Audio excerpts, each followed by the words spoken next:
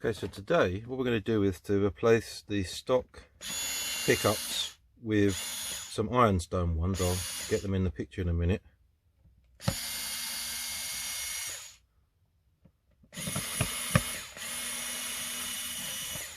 let's get those three out for the minute. Oh, let's come out a bit more.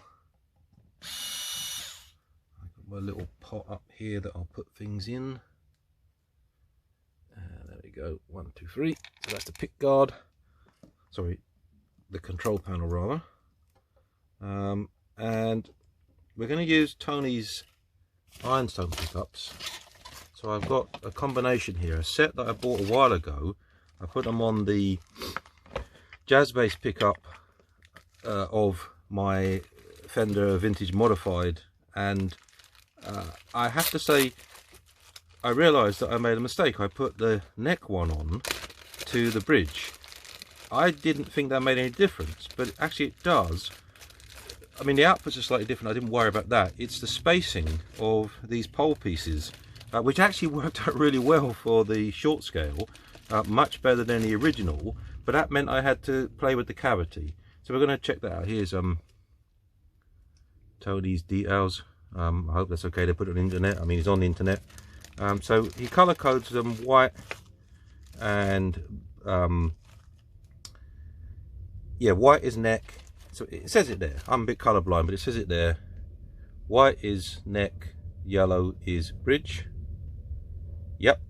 And this is the one I had left, the white one, the yellow one. You see, my colorblind. So I had the yellow one left, so that meant that I had.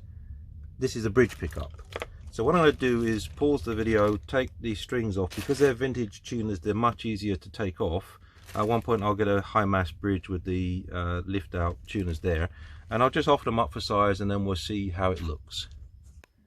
So the strings are off. Let's just take the pickups out.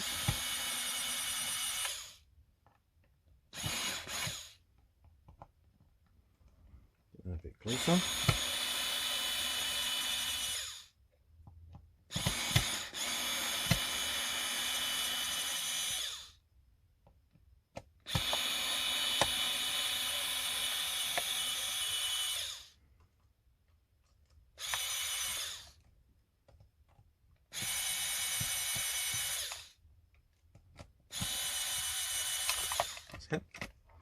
So what I like about these pickups, they sound really good. They're a bit too microphonic.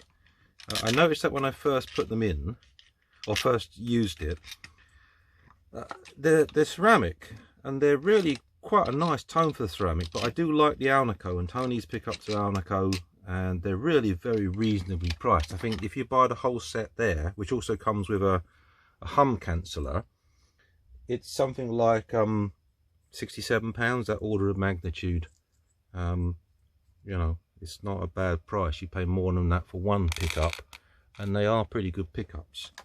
So in this one we have, what's that, a red and a black wire. And if you remember in the first video I found that they were wired slightly weird, so we might fix that. I mean,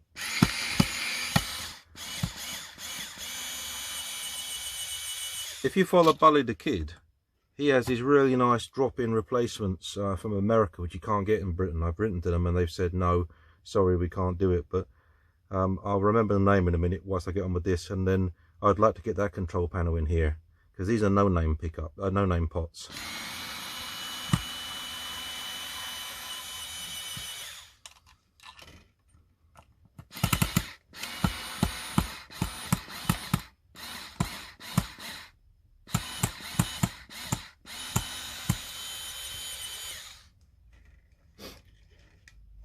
Come on. It's sticky.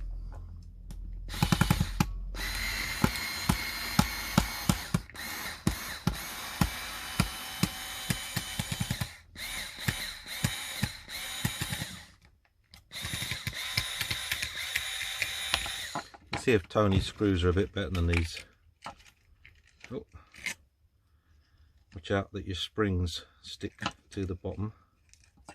He's got the surgical tape thing going on. Oh, that's a bit odd. It's a bit stuck in there. Why is that? he's got the surgical tape thing, and I need to work out how to use that. Interesting. That is actually stuck in there.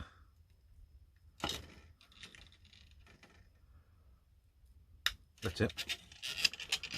Brute force and ignorance. 1, 2, 3, 4. 1, 2, 3, 4. Put them up there.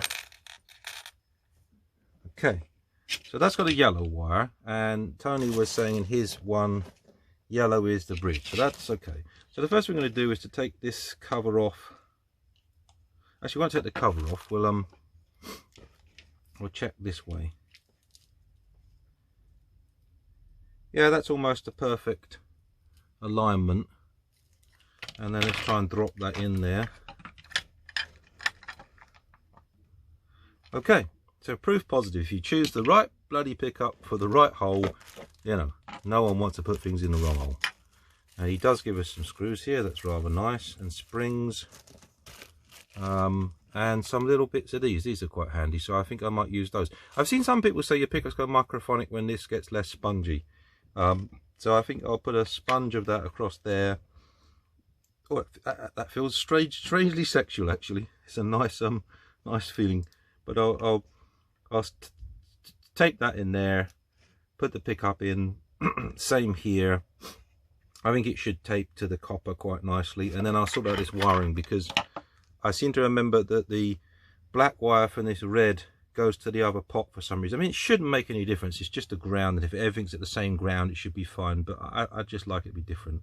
Okay, I'll pause that and get on. It's probably where you see my bald head. So I just want to put a bit of heat on there. Pull it off. It's off. That's good. One pickup. Let's follow the yellow one. Let's go in there. Let's move this wire out of the way. I don't know if you can see this.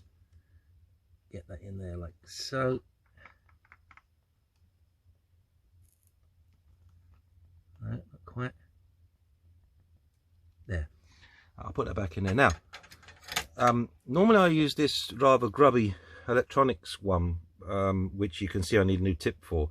And it's got a firm temperature control, but these are not so good on guitars. You need a bit more heat. And I was watching John Carruthers earlier do his replacement, and I thought, I got this really old one. I just scared the crap out of myself then, because I thought, oh no, I've left my soldering iron against the surface. But no, that's the cold one. And although these are more higher output, they seem to solder quicker, which is what I think you need for this job. So now let's follow the black wire. So that's going to there, and there's 2 on this solder station. So let's just try and get this in. A bit of heat on there. That's it, it's off. And actually what was quite neat about that one came off, and its little mate was able to go into the same hole. So I'll put that to one side. I'll put it on the left hand. No, I've got my heat shrinking now. I'll put it there. Always a good idea to use heat shrinking. Now, where's this one going? You're going through there. What?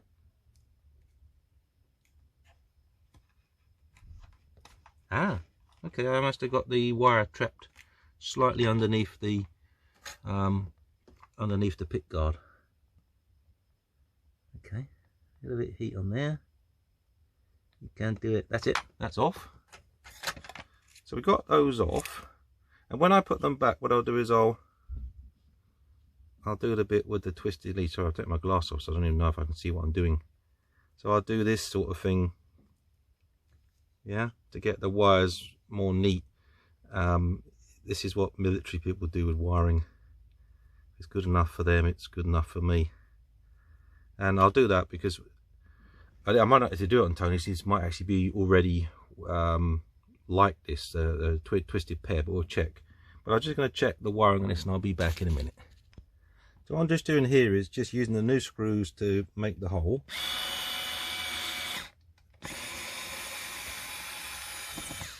And I'll do that for each of the positions so that the new screws are going easier. Careful not to go too far down, otherwise you go through the back of the base, which would ruin your day. Okay, so these are just like what would you call it, vintage wiring. So I'm just basically very carefully holding. You start it off very carefully. Notice I'm pivoting it here, so this bit under my fist is not moving. You don't want to put stress on where Tony's soldered these wires to the coil, where's your brake at? And not understandably, he has no obligation to fix that. You should always check it first, which actually in a minute I will check the coil resistance. So we'll do that in a moment. Let's just get this finished.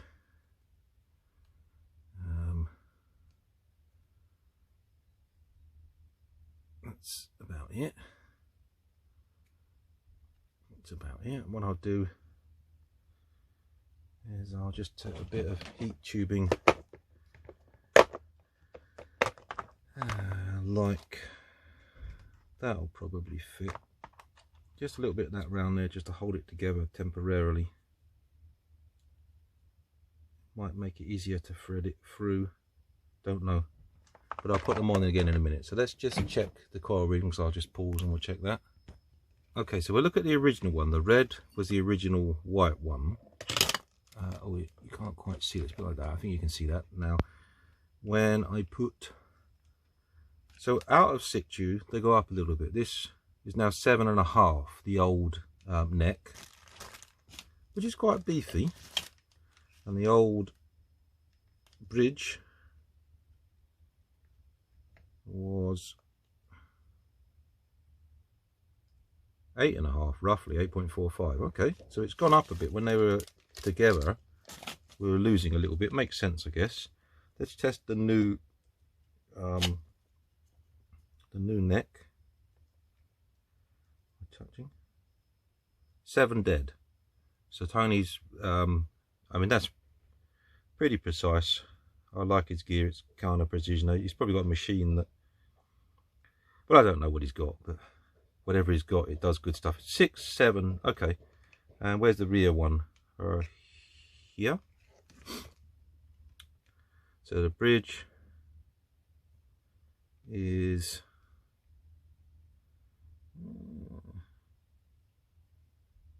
7.25. So 7, 7.25. And I think you normally make the rear one slightly hotter because the string doesn't move as much at the nodal point, so you need a little bit more boost there. So these will be balanced quite nicely. Okay, let's get them put in. So a little trick I had to do, I couldn't get this quite through. It turns out it's going up in the air. So what I did was, the heat shrink wasn't enough. So I just basically took a bit of other thinner wire, wrapped it around the two, pushed it through, wrapped it around the two and then pulled it back. And that's allowed me to get that in position, which is quite nice. So we can now go and install this and do the same on the other one.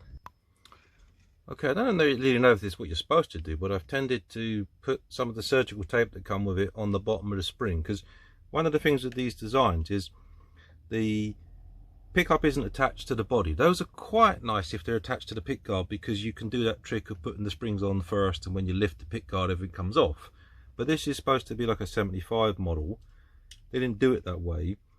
I didn't find any useful internet information. I didn't search very hard, I'll be honest, so if someone watches and knows and tells me I'm doing it wrong, I'd be happy to learn. But this way at least, that can go there, that can go in there. Let's get those poles to line up, and then that needs to go about there-ish. And now what I've got to try and do is to find a hole. So let's get that on. That's the tightening one. Has that found the hole? I think it has.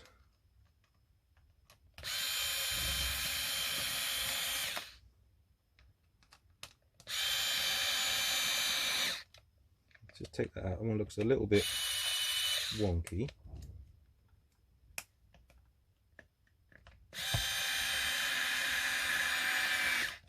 Oh, that feels much nicer than the stock.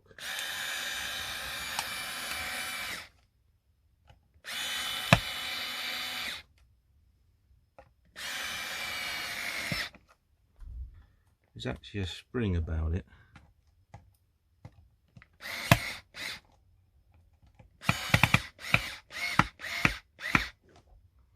Check the height. That needs to go down a little bit more there.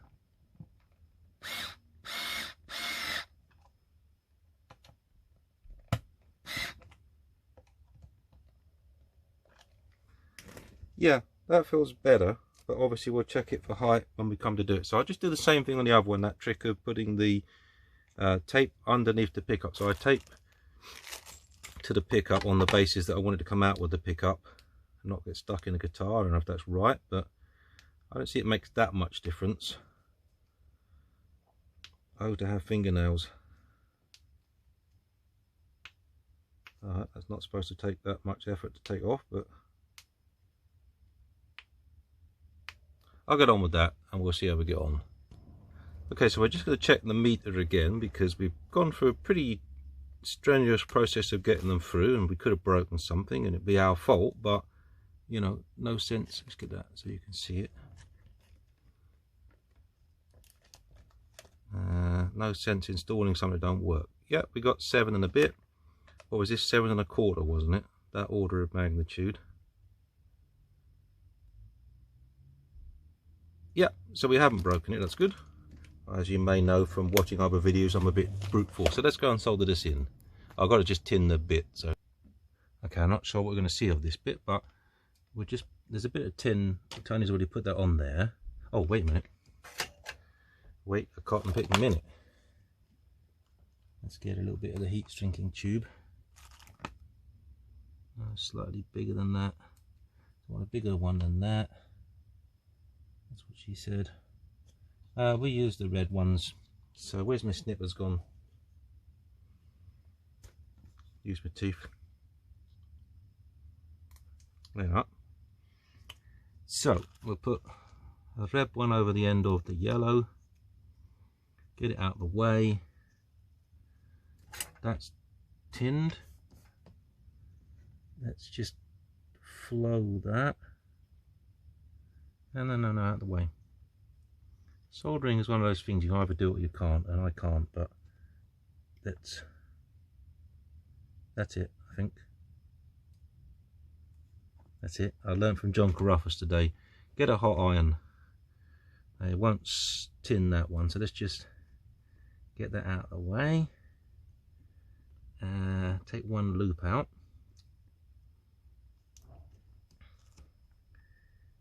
Get that nice and hot.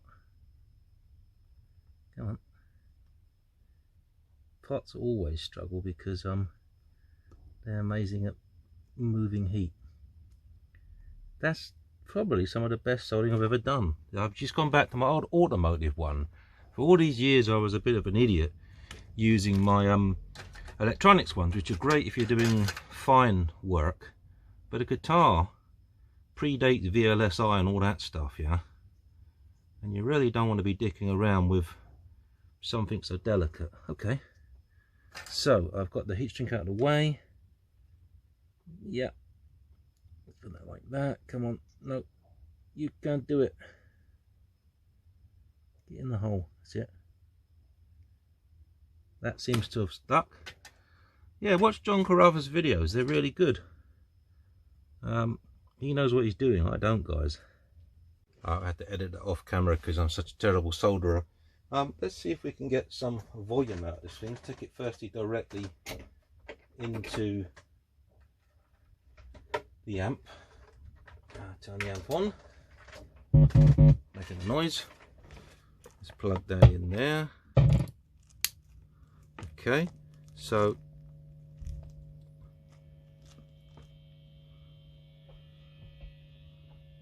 that's because it's not shielded at the minute, but let's just use the, yeah, so the tone circuit always does that a little bit. Let's just give it a tap. So they're both on there, and it's not coming through the body like the other one, so it's nowhere near as microphonic. Let's get this right. Yep.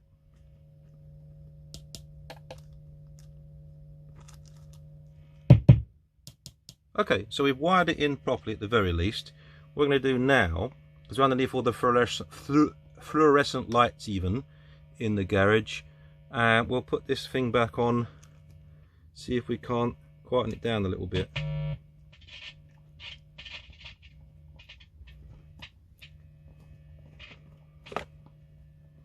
So it's a bit quieter there, but I can see that it hasn't quite gone down. So I'll just work on this and see if I can't get it quieter. Oh, I've got to screw that in. Oh yeah, see, it's already a lot better, yeah? Okay, that's the next stage. Screw it in and then test it out. Okay, again, I don't know if this is right, but I've done that sort of trick. Let's put, oh, let's turn those down a second. Let's put this in position. Take the pickup out. This time I'm not going to wind the wires till they go in the opposite way, which is what was it Cooper Bass had done. I'm not going to do that this time. Is that in the right place there? I suspect it is. Let's give this a little bit of encouragement. A bit of encouragement here. And here. And here.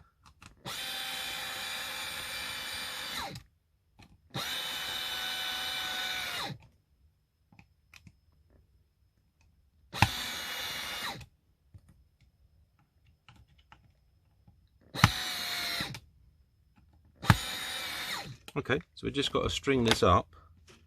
So what do the pickups sound like? Well, this is just on a bypass mode. We've got a loop playing through the bass amp.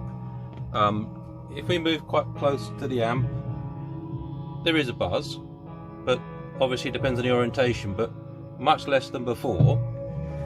At the moment we've got both pickups on high tone.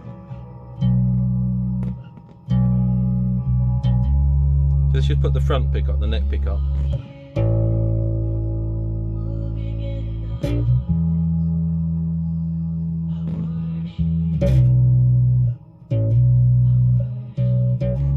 Just a nice tone.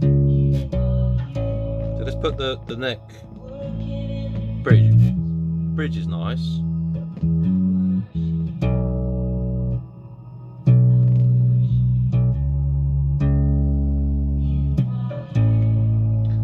Let's turn the tone down.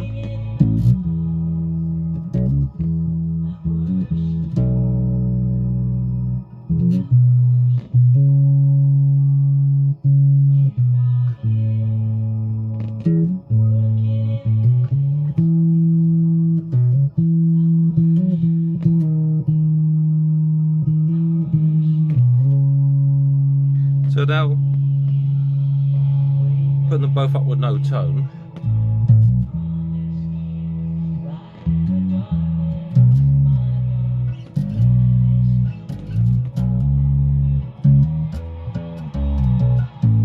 And now we do something really jackass. We're going to go on to the settings, and this is why I bought this pedal, but it's going to go crazy, yeah? Actually, that's quite quiet at the minute. I'm not by the... Let's try it.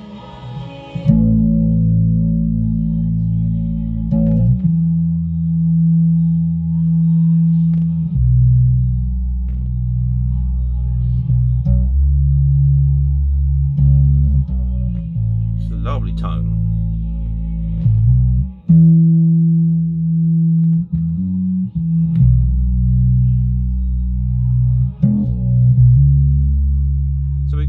That sort of thing like Steve Hackett used to get with the sort of feedback. Let's put it close, it's going to go crazy, yeah? Actually, I mean, all things considering, that's not too bad. So I'm right next to the speaker there.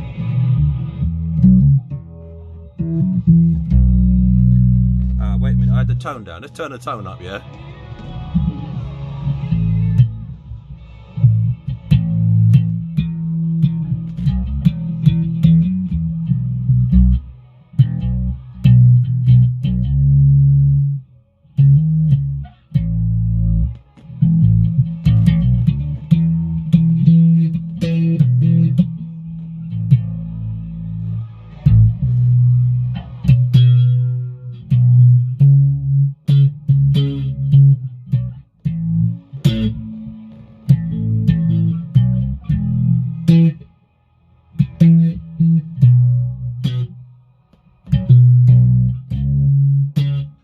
Tone really is good. This is going to howl, yeah? Yeah. So obviously you got to balance the tone on this thing, but back to normal.